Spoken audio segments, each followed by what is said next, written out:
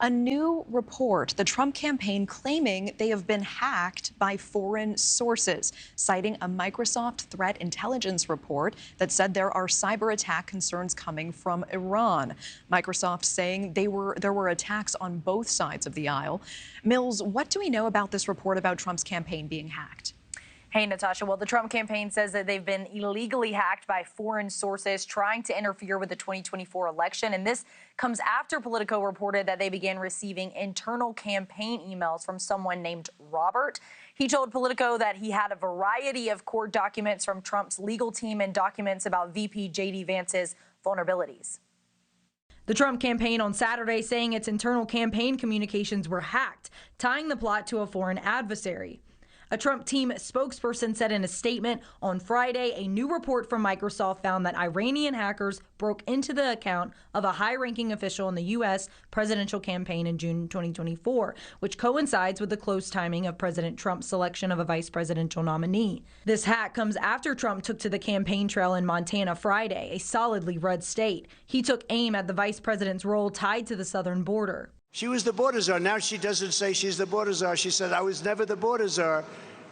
I mean, everything they did, she's taking away now. But she was the border czar. She was the worst border czar in the history of the world. This week, the Harris-Walz ticket is seeing a spike in the polls and in fundraising, raising $36 million in the first 24 hours after Governor Walz was announced as Harris's running mate.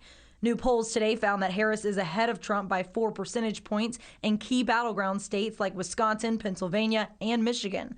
Harris sits at 50% of the vote compared to Trump's 46%. Since becoming a presidential candidate, she has refused to do a single interview. You know why? Because she's dumb. Or hold a single press conference. She won't hold a press conference.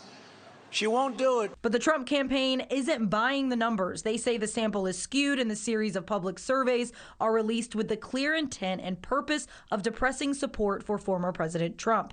VP nominee J.D. Vance responded to Democrats calling him and Trump weird. Two people, Kamala Harris and Tim Walz, who aren't comfortable in their own skin because they aren't comfortable with their policy positions for the American people. And so they're name calling instead of actually telling the American people how they're going to make their lives better. I think that's weird, Dana, but look, they can call me whatever they want to. Interesting that Vance is critical of Harris and Walz for name calling, but not his boss, who called Harris dumb at the rally last night. Celine Dion's team slammed Donald Trump's usage of her song My Heart Will Go On at his rally in Montana Friday. Her team says that the use of the song was not authorized and Dion does not endorse it. Dion tweeted on X, quote, "And really, that song?" Trump will be in Colorado tonight for a private fundraiser. Thanks for watching. Go to joinnn.com to find News Nation on your screen. And don't forget to click the red subscribe button below to get more of News Nation's fact-driven, unbiased coverage.